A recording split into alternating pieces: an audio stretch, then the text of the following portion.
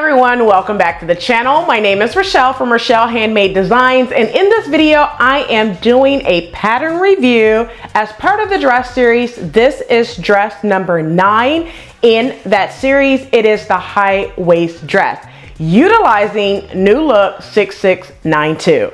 Now before we get started, go ahead and hit that like button and subscribe button, and also turn on the notification bell so you are notified every time I upload a new video. So without further ado, I'm gonna jump straight on into this pattern review to make this video pretty quickly, to give you an idea of what it was like to sew this dress up. All right, so without further ado, let's go ahead and get right on into this pattern review. All right, so let's go ahead and start with the pattern description for New Look 6692. So this dress is a missus dress with smocked back. It also has a gathered puff sleeves, which is view A, which is the view that I did, and then view B have the shoulder strap. You also have either a midi length, which is what you see in view A, and then you have a knee length, which is view B, and then after that you also have a ruffle hem and pockets. So that is the description for this pattern, New Look 6692.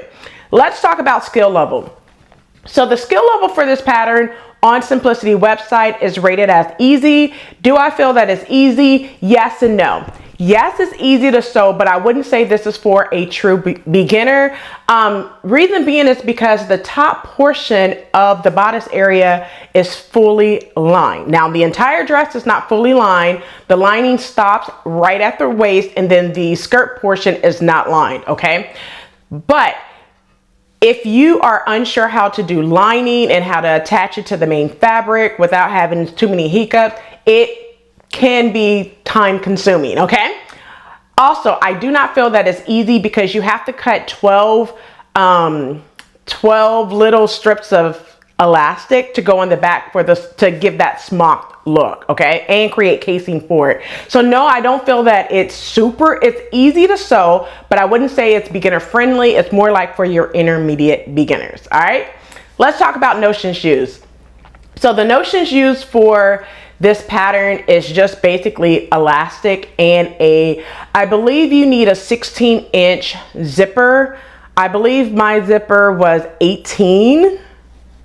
I believe it was 18. So I just basically used the zipper from my stash, and it just happened to match what the colors in my fabric. So that was funny because I didn't have a gold zipper. I didn't want to use a white zipper. So I used like this burnt maroon colored red zipper, which is on the right side, right underneath my arm. Now, if you have looked at any of my videos from last year, you guys know that I do not like zippers on the side underneath my arm.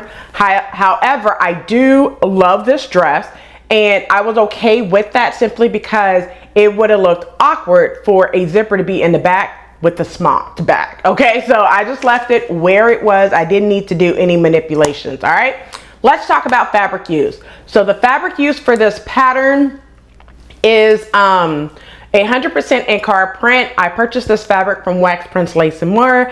I believe she has some more of this fabric left. I would have to check. I will also put it in the description box below, as well as on the screen so you could see, but I will check to make sure if she has some available or not. But if she has some available, go to waxprintslaceandmore.com or waxprintsandmore.com. I'll put it up on the screen to make sure that the website is correct. All right, let's talk about pattern pieces. So for the pattern pieces, it's a total of 14 pattern pieces I used. I used all the pattern pieces except for pattern piece number 14. Now, I could literally just go ahead and put everything up on the screen, but if you have this pattern, I'm going to save you the time. If you have this pattern, I use every last one of them except for pattern piece number 4. So I used the front. So you have the front, the back, the side front, the side back.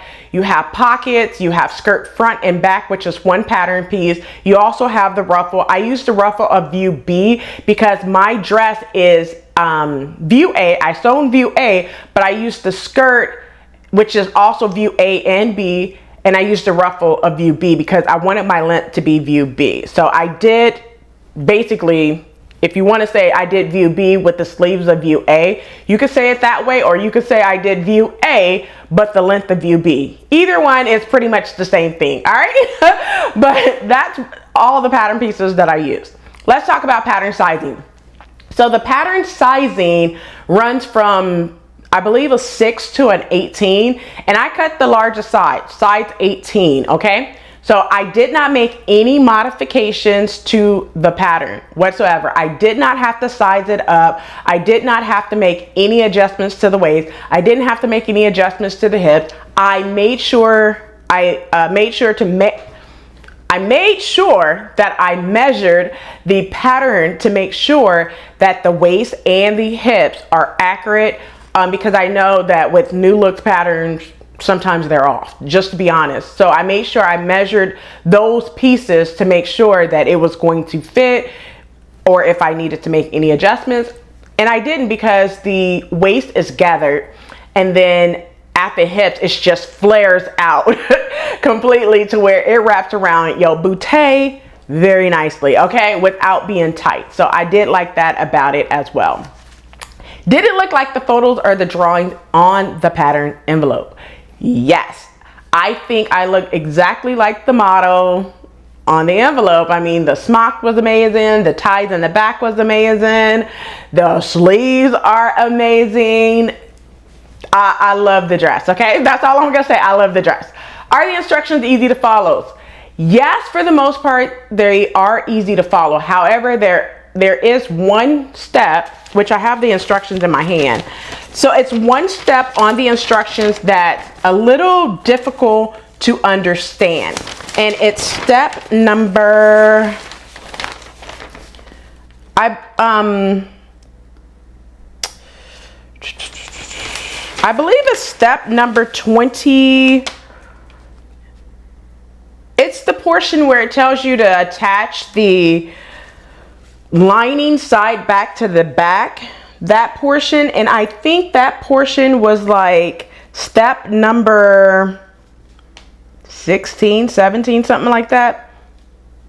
I'm sorry, it's step number 18 and 19. So step 18 and 19, if you're doing view A, is very difficult to understand, but the easiest way for me to explain it to you is basically you're going to put right sides together. You're going to have to kind of flip the back right side out, right? And then attach with right sides together the back lining to the back at that side seam of where you have that smock back to make it look like a finished flushed lining, basically, okay? But yes, for the most part, the instructions are easy to follow.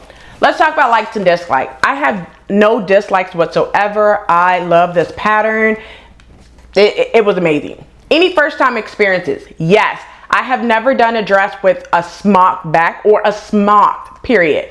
I was really getting ready to basically put this dress down once I seen to cut 12 pieces of elastic for the smock. I got halfway through, I won't even say half, about 4 in, and I was like, okay, I'm over this, right?